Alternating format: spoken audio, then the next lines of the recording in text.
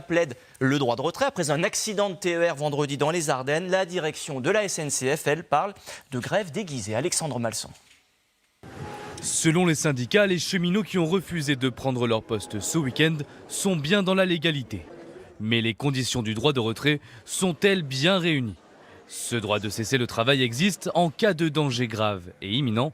Pour ce juriste, ce n'est ici pas le cas. Je pense qu'il y a abus, parce qu'on ne peut pas prétendre qu'à la suite d'un accident, l'ensemble des cheminots de ce pays puissent se retirer et penser que pour eux-mêmes, il y a un danger grave et imminent. En 2003 et en 2017, la Cour de cassation avait d'ailleurs affirmé que le droit de retrait devait être limité géographiquement et dans le temps. Quelles sanctions peuvent donc être décidées par la direction?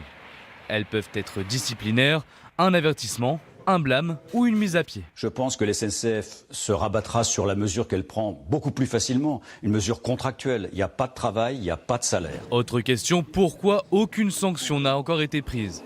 Pour l'instant, des lettres de mise en demeure ont été envoyées par la direction à des cheminots qui ne sont pas allés au travail. Je ne pense pas que quiconque ait intérêt à porter devant les tribunaux de façon durable ce genre de situation. Mais on est vraiment dans un bras de fer et dans un moment de dissuasion de la part du gouvernement et de la direction de la SNCF. Une épreuve de force où chaque camp tente d'utiliser des arguments juridiques à son profit.